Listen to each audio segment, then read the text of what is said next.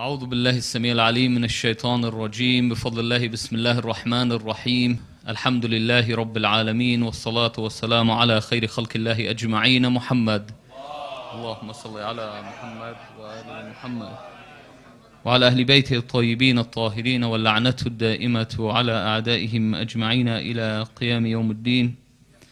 قال الله سبحانه وتعالى في محكم كتابه الكريم بسم الله الرحمن الرحيم يوم يعض الظالم على يديه يقول يا ليتني اتخذت مع الرسول سبيلا يا ويلتى ليتني لم أتخذ فلانا خليلا لقد أضلني عن الذكر بعد إذ جاءني وكان الشيطان للإنسان خذولا صدق الله العلي العظيم.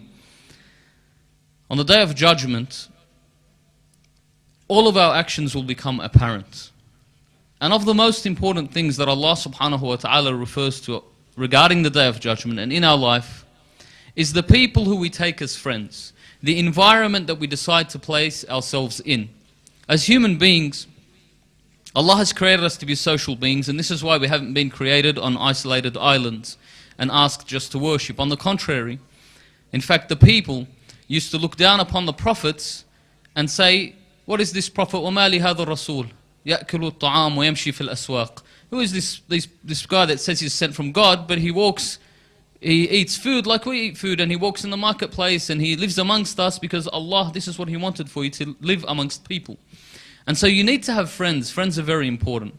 And as social beings, we need to have good friends. And this is very important because this is the make or break that in fact Allah subhanahu wa ta'ala in these few verses refers to this important point where He says, on this day, the zalim, the oppressor, will bite on his hand. Biting on your hand is a sign of regret. When you bite on your hand, it means you bite your hand that I regret that I did this action, or how I regret this action. And He says, يَا لَيْتِنِ اتَّخَذْتُ مَعَ الرَّسُولِ سَبِيلًا. I wish I took a path unto Rasulullah. And the path unto Rasulullah is al-Muhammad. Allahumma salli ala Muhammad wa ali Muhammad. Without a doubt, this is the only path that has been spoken about, that they are the ones for us to learn the sunnah of Rasulullah. But then He says, يَا وَيْلَتَى لَيْتَنِي لَمْ أَتَّخِذْ فُلَانًا خَلِيلًا. I wish I had not taken this person as a khalil. A khalil is an intimate friend, a close friend. So you've got different types of friends. You've got ashab, and a sahib isn't somebody that's a close friend. In fact, Allah subhanahu wa ta'ala speaks about ashab in the Holy Quran. Imam Ali alayhi salam, he says as-sahib munasib, that as-sahib al-munasib, al-manasib afwan, which means that basically the companion is somebody that is convenient at the time. And Allah subhanahu wa ta'ala says in the Holy Quran, the people of Ahl al-Kahf, for example, وَصَاحِبُهُمْ كَلْبًا, that their companion was a dog. He counts as a companion. And Ya Sahibay as-Sijn, for Nabi Yusuf alayhi salam, when he speaks about his two companions that were in the prison, that they weren't close friends, but they were there with him in the prison, thus they were known as ashab. Even though they were kuffar, and he teaches them about Allah subhanahu wa ta'ala. So them being ashab doesn't denote any high status. However, there is a sadiq, and a sadiq is somebody who is a friend. A real friend is a sadiq. And then you have a khalil, and a khalil is someone who is an intimate friend. Khalil is even closer than a sadiq. So he says, I wish I didn't take this person as a khalil, because he has misguided me away from the path. وَكَانَ الشَّيْطَانُ لِلْإِنسَانِ خَذُولًا. That Iblis tricks or deludes. He deludes mankind. So on this day, these people that have the bad friends, and in this verse, in some narrations, it speaks specifically about two individuals at the time of the Holy Prophet.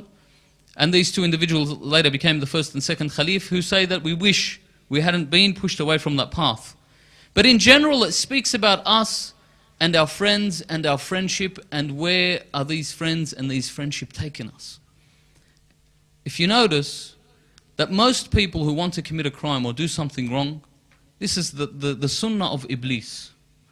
What they attempt to do is take somebody with them. Nobody wants to go down alone. كمثل الشيطان إذ قال للإنسان اكفر فلما كفر قال إني بريء منك إني أخاف الله رب العالمين. The example of the shaitan, he says to the human being, let us go and be ungrateful. Let us go and commit a sin. So they go and commit a sin, and then when he does it, the shaitan says, surely I disassociate myself from you. I have nothing to do with you. I fear Allah. And then Allah says that He will place both of them in the fire of hell. But the point is, this is the way people generally commit upon something bad. If you notice, when on an international and global scale, like around the world, when a country wants to invade another country illegally, what does it do? It builds up a coalition of the willing. Correct? Same thing. We have a look, for example, in the Gulf states. They build up a coalition. In the Gulf states, a coalition of what they call the Arab Armor, or sort of like an Arab safety coalition. So whenever they want to do something, they come together. If you look, for example, when they wanted to destroy Islam, the kuffar, when they came to attack Rasulullah, that is known as the Battle of the Ahzab, the Confederates. Why? What they did is all of the munafiqeen and the mushrikeen, the polytheists, they joined together. And the hypocrites, they said, let us join together in a massive band. And then we can attack Islam and destroy Islam. And Allah refers to them in the Holy Quran. إِنَّ الظَّالِمِينَ بَعْضَهُمْ أَوْلِيَاءُ لِبَعْضٍ وَاللَّهُ وَلِيُّ الْمُتَّقِينَ. That the oppressors are friends unto one another. But Allah is the guardian of the believers. And all the time you notice they blame one another. When we look at, for example, Karbala, with the martyrdom of Imam al-Hussein and the oppression of Imam al-Hussein, after the martyrdom, immediately everyone started pointing to someone else. Ubaydullah ibn Ziyad says, this is the will of Allah. This is qada and qadar. Allah subhanahu wa ta'ala willed for this to happen. Yazid ibn Muawiyah, he says, it wasn't my fault. This is Ubaydullah, he stuffed up. Umar ibn Sa'ad, again, first he's staking claim, and then when he realizes there's no reward, he turns around and he says, it wasn't my fault. It was these guys, they pushed me towards it. Shimr, back and forth. These friendly individuals all started to blame each other. That none of us did it, it was all this guy and that guy. And this is the same thing with friends. But the scary thing about friends, the Holy Prophet says, قُلْ لِمَنْ تُصَاحِبْ أَكُلْ لَكَ مَنْ أَنْتَ أو الْمَرْءُ عَلَى دِينِ خَلِيلِهِ. That tell me who you befriend and I will tell you who you are. And the friend is on the religion or the way of life of his friend. You know how sometimes you have a friend and you speak about that friend and you say, this friend is bad. For example, this friend is bad, all she does is ghiba. This friend of mine is bad, her hijab is terrible. This friend of mine, she always walks and goes into the wrong places, or she talks in a way. Don't forget that when you speak about this friend of yours, you are speaking about yourself. Because you wouldn't have this friend if you didn't have something in common. In the same way, when you speak about a friend, say, this friend is silly at school. If he is your friend, then that friend that is silly at school means you are silly at school. My friend swears so much. My friend lies a lot. Then you are speaking about yourself. Because you are what your friends are. The Holy Prophet says, tell me who your friends are and I will tell you who you are. And you notice this. The good usually join around the good, and the bad join around the bad. It's sort of like a universal law Allah has created. Even on a molecular level. Molecules have an affinity to like molecules. So on and so forth. And so,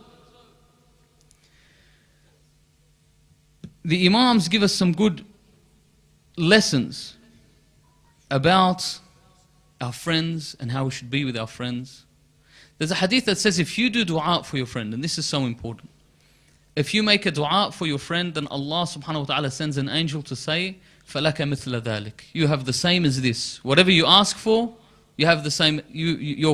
Whatever you ask for your friends, so you say, oh Allah, give my friend wealth and health, then you will get the same. Sort of like the guy that had a fight with his wife because he was praying for his friend to get another wife. Because she understood the hadith, obviously, that if he asks for his friend, that means he's going to get the same. And so, when you ask for your friends, this is something that's very important. In fact, Fatima al-Zahra salawatullahi alayha was known for this. That when she would be up at night praying, and she would be praying for all the neighbors and the surrounding people until Imam al-Hasan alayhi salam asks her, "Oh mother, and when will you pray for us?" And she says to him, "Ajar thumma ad-dar." So she says to him, the neighbors, and then the people of the household.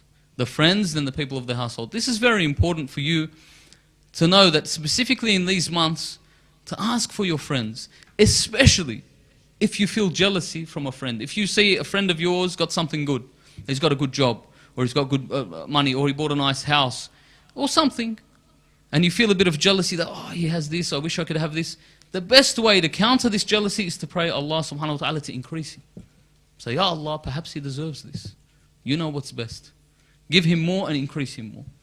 And if I'm worthy of it, Allah subhanahu wa ta'ala will give me. Or if it will do me good, Allah subhanahu wa ta'ala will grant me that same thing. Imam Ali alayhi salam gives some guidelines of how to keep a good friend. Because what makes and breaks a friendship? There are important things about how to keep a friendship and how to maintain friends.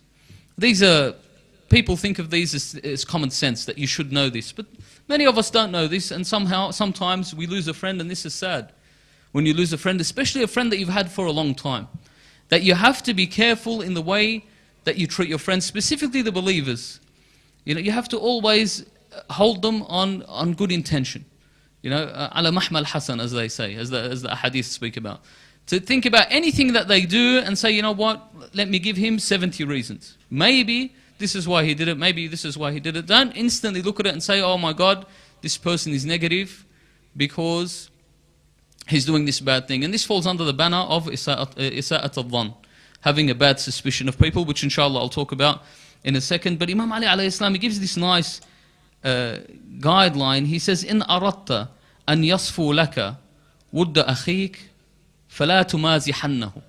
He says, if you would love to have a pure friendship from your brother, because this is what a close friend is like, a brother, sometimes better than a brother. The Imam alayhi salam, the hadith speak about that your brother, that's your biological brother, is your brother in flesh. But your brother that's a friend, that's a close friend, this is your brother, this is your soul brother. That it's from your soul that you two are brothers. So sometimes it can be closer. The Imam says sometimes وَرُبَّمَا الْبَعِيدُ أَقْرَبْ مِنَ الْقَرِيبِ وَالْقَرِيبُ أَبْعَدْ مِنَ الْبَعِيدِ. He says sometimes, perhaps, the closer one is more distant than the distant one, and the distant one is more closer than the closer one. And this means basically that sometimes you have a brother that you're in the same family, you're born to this family, and he's your brother, so you're obligated to love your brother. But you have a friend that treats you better than what a brother treats you, and vice versa. These things are things that happen. So he says, firstly, if you want pure love from your brother, فَلَا تُمَازِحَنَّهُ. Do not mock him. يعني لا تمازحنه means istiskhar. Don't mock him. It's not a good thing to mock your friend. Don't sit down and mock him the way he looks or the way he does something. There's nothing wrong with a friendly joke, but you have to be careful. There's a fine line between a friendly joke and when you cut someone or you hurt someone. And not everybody shows that they got hurt. Sometimes it stays within and it doesn't come out till a later time. So you have to be careful that you don't mock people. And in fact, the Imams are very serious about this. We mentioned the story a while back about when Abu Dhar insults Bilal, for example. And he says something to him that's insulting. There's other stories where, for example, a short person comes to see Rasulullah, and then Aisha does this. She just does this with her hand. You know, shorty. That's all she does. With her hand. And then the Holy Prophet goes to her, go and clean your teeth. She says, but why? He says, because you have flesh on your teeth. That this is ghibah. Just even the action, she didn't even say a word. But you are putting that person down. So with your friends, it's wrong to mock and ridicule them. This is something that's very important. He says, وَلَا تُمَارِيَنَّهُ. And do not quarrel and argue with him. If you have a friend, you don't have to quarrel and argue all of the time. Not every point that comes up you have to argue and you have to go against them. This is something that keeps friendship away. This is something that will keep that pure friendship away if you sit there and you argue and you quarrel over every single thing. In fact, of the best parts of life, for you to live a good life, whether it's through marriage or through friends, half of this life has to be what's called taghaful. That you have to just let it go. That's it. Something happens, he says the wrong thing, you let it go. Just say, yeah, maybe they said something else. In fact, we have a hadith that if someone swears to you in your right ear and then apologizes in your left ear, then that's it. Or, swears in your right ear and then says, I didn't say it in your left ear, except that he didn't say it. Accept that as an excuse from him. Rather than hold him to that word. You know, today's day and age, I know people that record every conversation. There's many apps that record every conversation. Why? If you say one thing and then he argues later, oh, you didn't say that, he says, watch this, rewinds the tape, and he has a look at it and says, look, this is exactly what you said, word for word. But, you know, it comes down, what sort of a friendship is that if you're holding each person to this sort of thing? Maybe in the near future, if you remember Google Glass, the Google Glasses, whatever they were called with the camera and everything, maybe in the future that we'll have this automated recording system, and you could imagine the implications of this in the real world. And it's something obviously that has been studied, and this is part of the reason that these Google Glasses failed. That imagine in every interaction in life, this is what happens. Imagine you go on a holiday with your friends for 2 weeks, to Thailand or to wherever you go, and you come back and your wife says, all right, show me the video for 2 weeks. You'd rather die. I mean, some people, I think they've been adding to their will, please delete my internet history. But anyway, that you'd rather die than show what has happened for those 2 weeks, for example. Well, if something bad went wrong. But the issue is you shouldn't quarrel. And he says the second one, وَلَا تُبَاهِيَنَّ وَلَا تُبَاهِيَنَّ. Baha is for you, or at-tabaha is for you to what is commonly called one-upmanship. And one-upmanship is basically the core of all American situational comedies. You know the American TV shows?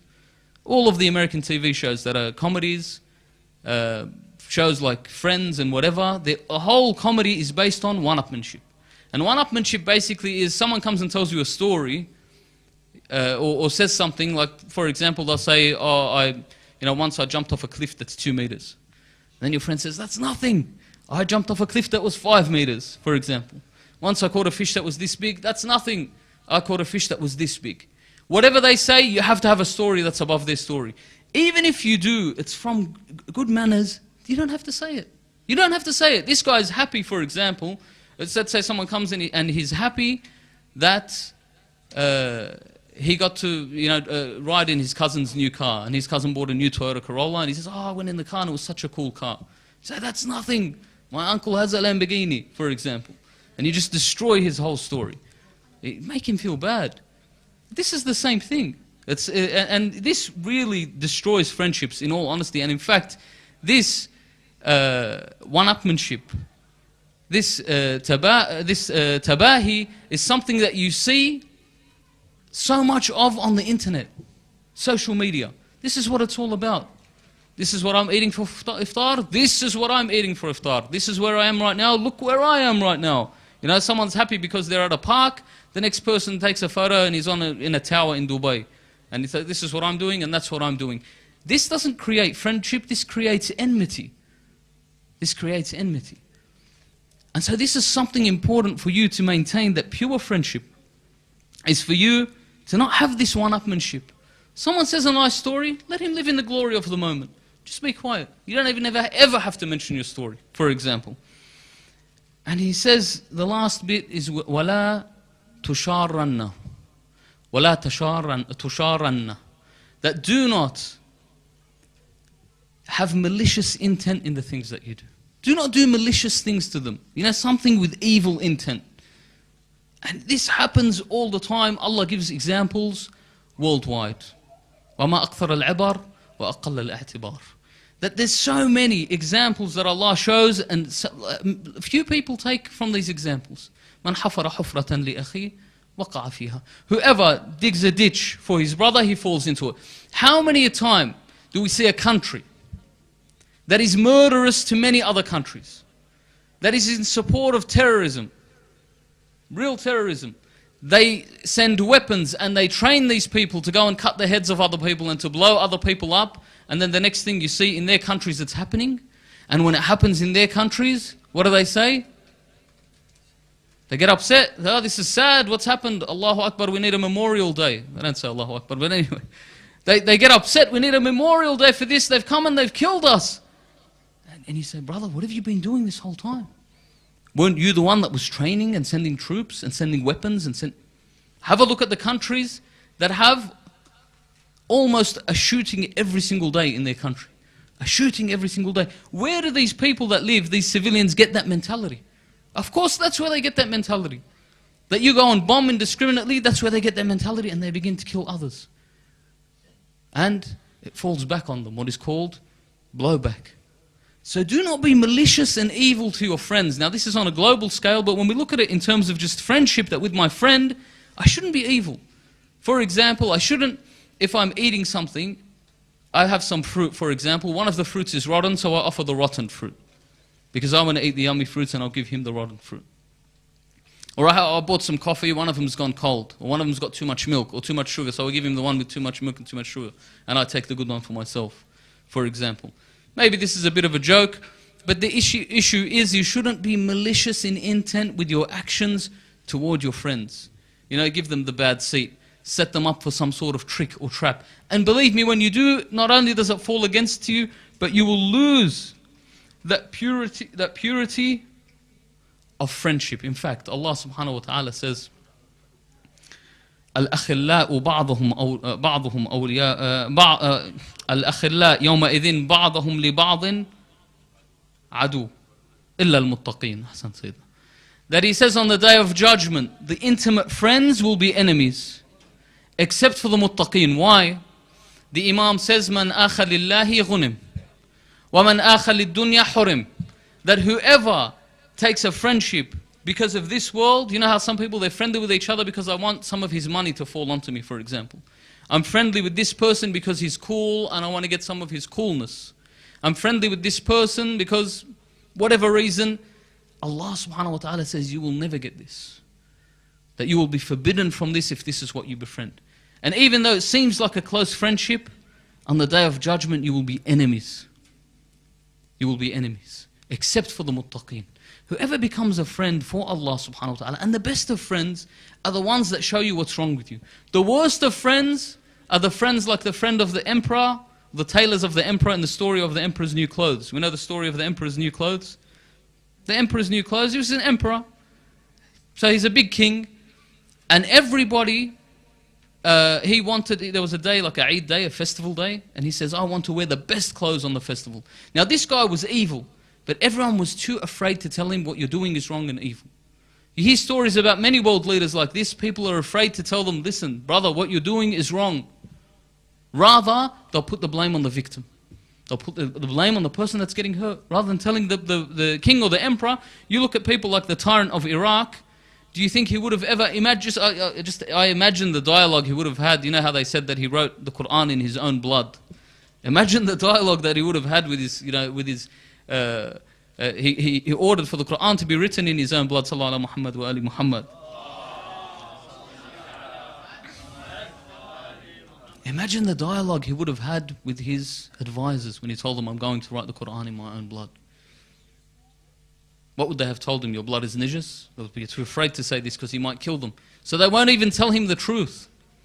So with the emperor and his new clothes, this is the same thing. He says, I want these great clothes. So these two tricky tailors, they come up and say, we will stitch you the best clothes. But these clothes that we stitch can only be seen by the intellectual. And the foolish can't see this material. It's such an awesome material. And so they begin to make his clothes. And one day he says, can I come down and have a look? And so they say to him, come down, but we warn you, the foolish cannot see what these clothes look like. Only the intellectual.